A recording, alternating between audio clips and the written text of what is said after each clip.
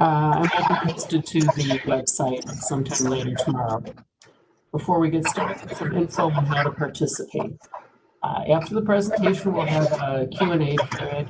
You can either type in your question in the chat or in the Q&A section, and I will read them for the team to answer.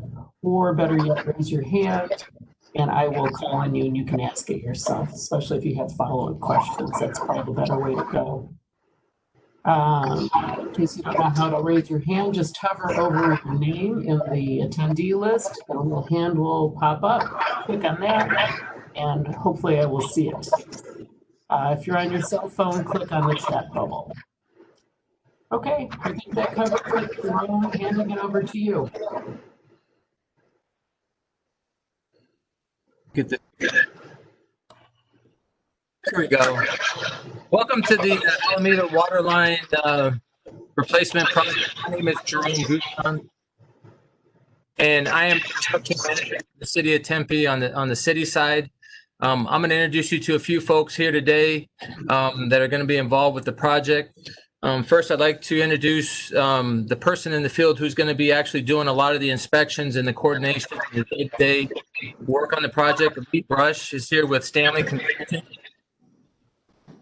In addition to Lee, we're going to have our contractor with FPS, Josh France. He'll be here as well.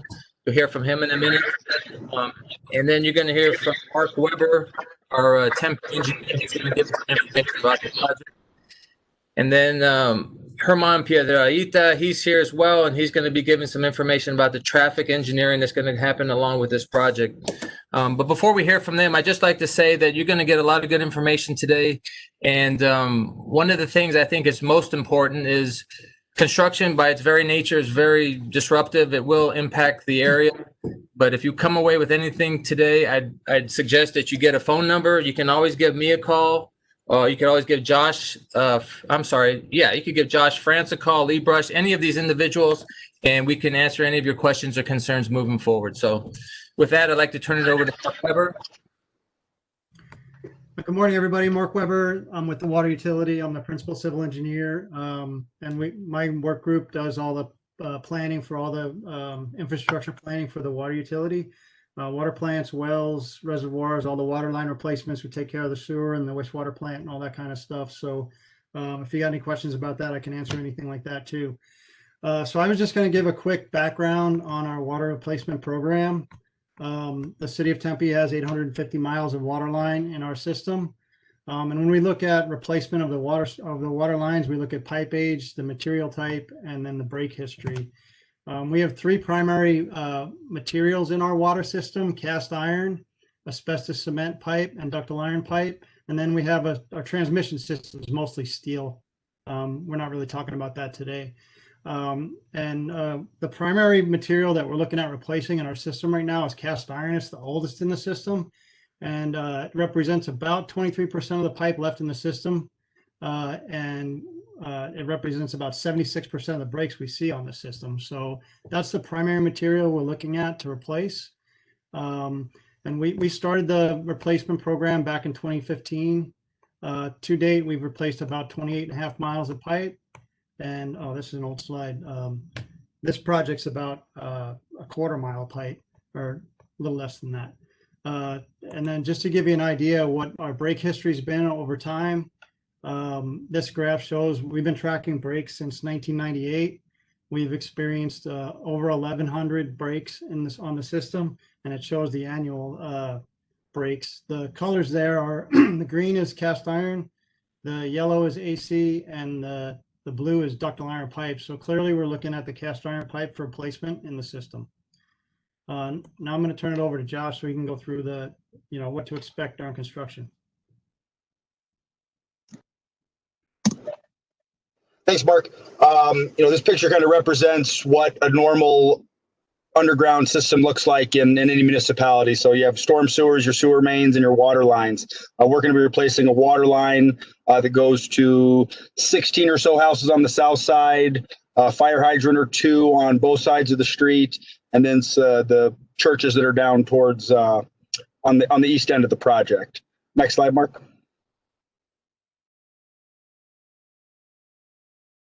Some of the things that we'll be utilizing on this project, back truck. So we use this is a hydro excavation method we use to locate utilities. So as we're excavating, we don't break anything that isn't supposed to be broken, obviously. This uses high pressure water and a big vacuum. So essentially this is just a big shop vac. You'll see our trucks roaming around the streets, locating utilities, identifying things before we cross them, which will allow us to cross those facilities quicker, and they'll also allow for us not breaking anything. Next slide. Obviously, to get the pipe in the ground, we'll be saw cutting the pavement. That's how we remove it. There'll be saw cutting and milling of the pavement. Our plan is to mill the trench, which allows us to not have as much haul off, keeping the trucks, the amount of trucks down a little bit, not as much haul off, and we recycle the asphalt. It can be used as other things as you're going, but we'll mill and saw cut these trenches as we're moving down, and that way you can always cross over there. The only area of the road that will truly be shut off is the direct area that we're excavating. At the end of each day, we'll have the trench open back up, so cross traffic could cross. Although we like to not have that, but it is available. So people that are coming from, say, the university that need to go on the south side of Alameda, they would be able to in most of the road at all times. Next slide. Excavation is a pretty standard picture of how we excavate. You dig a trench. The pipe that you see on the side, ours will be black. Ductile iron pipe, but the idea is we locate utilities first that we would cross, we excavate around them, and we install the pipe. Just pretty straightforward in our world. It looks about like this. So imagine this is Alameda. The traffic would be going on the sides of us, and we would be putting a trench down. This particular job is 100% slurry backfill, so it'll be concrete trucks will come up, and that's how we backfill on top of the line as we go. There'll be dirt and AB that is put around the pipe to protect it, and then slurry, it's called CLSM, which is controlled low strength material, is used to backfill up, so there's no settling. It's a very clean, consistent product. A lot of municipalities use it for ease of installation, and it gives you a better product in the end. So at the end of the day, after you get the pipe put in like that, you'd pour slurry on top of it, and then you'd be able to drive over it within a few hours. So next slide. Like I said, there are some fire hydrants, one new one to the north, one new one to the south. Those are currently connected to the main that's going to be abandoned. So we'll put 2 new fire hydrants on, same basic locations that are there now. And then all the homes that are to the south, along with the church that's to the south, will get a new service. That'll be a slight disruption in your water. We'll have the main line installed, tested, made sure it's good. The saddles will already be pre-installed on those locations, and then we'll have the copper line you see goes from the main of the water line to the meter box right out by your sidewalk, or landscaping of some sort, and that's where we'll tie into. So there'll be 18 new services. So we do have to cross the road 18 individual times, but we'll do that after main line is installed and that's already backfilled, and you'll drive over on that side, and we'll be able to do all 18 of those services in about a week. It will be a few each day. So there's the slurry I mentioned. There will be some plating required for certain areas. It'll look similar to this, not exactly. One of the biggest disruptions would be when we actually go to pave it back. We have to excavate and get the subgrade done for all the trench. So there will be one day that it'll be kind of closed, but like I said, by the end of the day, it'll be open back up again. So it's a good picture of how you do a trench pave. We don't have that much room, so it won't be that disruptive. Then obviously after the pipeline's installed, after you pave it, you go back and you pour valve adjustments on the valve boxes, which are to the left. That's a sanitary sewer manhole or a storm sewer manhole to the right. Like I said, pretty straightforward, and that won't be a challenge for anybody. You can always get around those, and you can drive on them by the end of the day. So we like to leave barricades around them for 24 hours or so, but besides that, it's be pretty open. The slurry seal, this project is in conjunction with another project. This portion, the slurry seal and the redoing of the total road is done in another phase of this job, which will be shortly after we finish ours. And that's my personal cell phone number on the bottom. We have another project hotline number also that'll be on some barricades on orange signs out in front of both ends of the work site. Call either one. I got both phones, so answer them. And if you have any questions, we're flexible. We'll work with the city. We'll work with the community, whatever you guys need to make sure we can get this project done as quickly and as least of disruption as possible. That's what we're going for. So.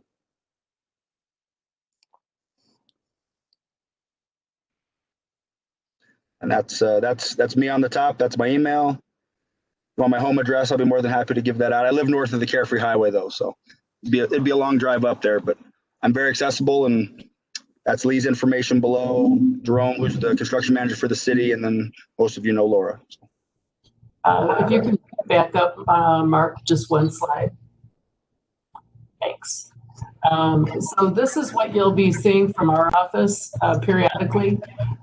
Since it's a fairly quick project, probably not a whole lot of updates, but you will be getting these water interruption notices when it comes time to connect you to the new line. So you can check the website. It has kind of the basic information and always has everyone's contact numbers there. And then look for door hangers. Anytime you have something coming up, we're going to be putting a door hanger on your door to let you know.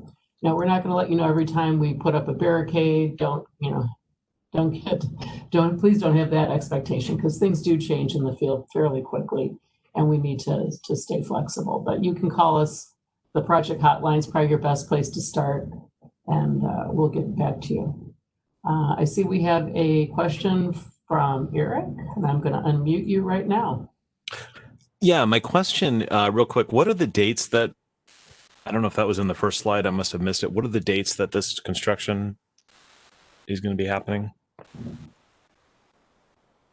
Oh, I think Josh is answering. He's muted. Oh, Josh. Sorry. October 5th. October 5th is the anticipated start date, and our goal is to be complete before Thanksgiving. I think, that's in my mind, the road will be open back up before Thanksgiving. There might be a few small things, and by that I mean, a street sign or something small, but the road will be open back up by Thanksgiving. Okay, my only question is, so I'm the pastor at the church, at University Presbyterian Church. My only question is, we're going to be having some construction done on our property probably within the next couple of weeks, and water shutoff is an issue because we're actually having showers installed. The project's already been approved by the city and everything. We've got all the permits, but I want to make sure that the water shut-off doesn't impede our construction project either, or that we can coordinate somehow. No, not at all. The water disruption that we'll give your facility will be for an hour or two, one day. So we'll maintain water to the entire community. The main line that's currently connected will stay connected. All of the lateral work will be done. In theory, what we have to do is unhook your water line from your meter and hook ours up. It can be a 30-minute job if everything goes absolutely perfect.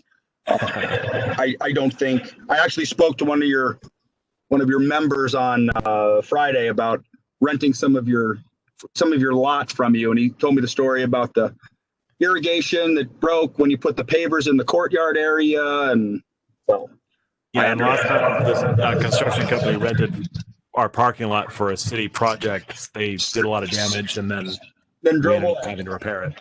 Yeah, I heard the story, and I apologize for all other fellow contractors who are dirtballs. We won't do that, but nonetheless, I understand. Okay. Oh, so are you going to be using our parking lot then, or no? No, you didn't say I could, so that's a big no. Okay, the trustees take care of that. I have nothing to do with that, so I wasn't sure what they said. Okay, sorry about that. No problem. I told you, remember, my wife's LDS, so I, of course, went to the LDS church too, and she'd be mad if I was using the Presbyterians parking lot, but That's okay. That's fine. Okay, thank you. That answers my question. Thank you. No problem.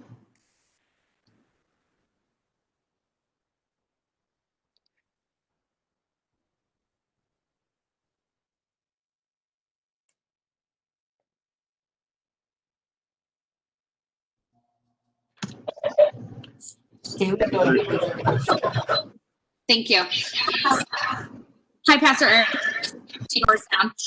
Question for you, Josh. So when you say completed by Thanksgiving, I know this is being done in conjunction with the streetscape improvement project. Is it going to be paved enough for us to drive over in November and then the streetscape project starts in November, or is it all going to be done by Thanksgiving? We're responsible to patch back our trench. So our trench will be patched by November. As far as streetscape goes, that's going to be a separate contractor, and that's going to happen after this project is done. Two different projects. Okay. Anyone have information on how this then, and this is done in by Thanksgiving, and then what are we looking time frame for? Because okay, so streetscape. What do you think? We can talk about it, but I can't delay it because I'm sorry, I didn't catch what you just said. Hang on, I think Robert was on another call. Robert, we have a question for you. Robert, are you ready? If you want. Okay. Robert, we need you to finish your other call. We have a question for you, Robert. We can ask for a larger amount. Okay, we're having a little bit of an issue here. I mean, and that's, you can email me. I'm just kind of, for us that live directly on Alameda, just kind of anticipating how long the street, how long it'll be disruptive for, since the streetscape project is coming right after this. Yeah, so the information that Robert has for you is about the schedule for the streetscape project, and it is not going to be directly afterward. There's been some delay. Okay. And we'll email you about that. Perfect. Yeah, that's fine. Yeah, so it won't be back to back. It's not going to be over Christmas. I think we'll be in good shape. Perfect. Thank you. You're welcome.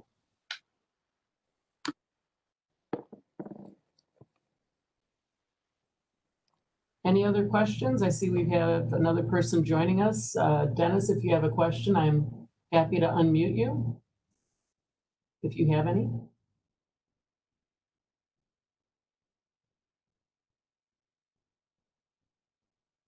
Okay, we'll give it another few minutes.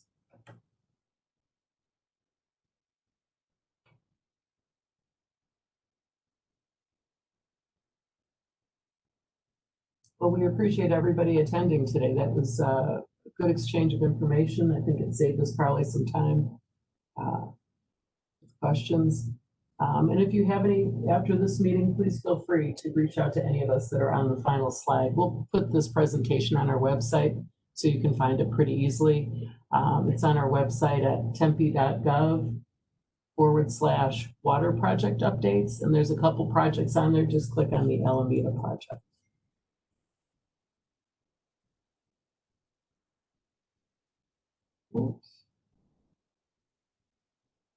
Robert is back with us. Let me unmute Robert. Robert, you want to speak a minute about the timeline for the streetscape? Yeah, I can if that's of importance. The project was deferred because of some issues delaying. I couldn't start the construction early enough to match the federal funding guidelines and when to start, when to submit, and when to actually draw down the money. So we asked MAG and ADA to delay it for another year to match better the start and finish the construction of the water line. So we will start probably construction March next year. And it should take, I don't know, 8 months to complete. Thanks, Robert. All right. Haley, follow up? Thank you, Robert. So I just want to just recap. So this will be done around Thanksgiving, and then a similar, just because of federal funding, the timelines aren't matching up. Is that what I am hearing from you, as far as, because then we're facing another however many months of construction for the streetscape project? It just seems it's misopportune timing. It seems like it'd be great if it was all just done concurrently, but what I'm hearing is you're saying the federal funding didn't work out to do that? No, I couldn't make it work that it could match their schedule. So no, it would be, I had to delay it because I couldn't obligate the money to match their schedule. I would have completed everything by January last year. Right. So to make the obligation available for us. And even that, I would have to have started construction in October as well, so that they won't penalize me for the money that's sitting in an account. Okay. Yeah, it just seems really inopportune for us that live on Alameda, that we're going to be further disrupted just because of, the coordination. So I understand if the federal funding issue is just a little frustrating for us that face Alameda. We're going to have to endure this for longer. So my apologies. I couldn't do any better. no, I understand.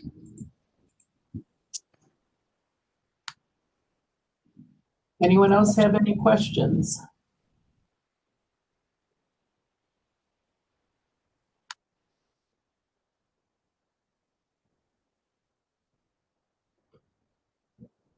Okay, I'm not seeing any in the chat nor in the Q&A. No raised hands. I think that about does it. We can wrap this up, I guess, today. And if you have any questions, you know how to get a hold of us. And again, it's the website. I'll post it again in the chat as we leave here, but it's tempe.gov/water project updates. Thanks, everybody. Thank you. Thank you.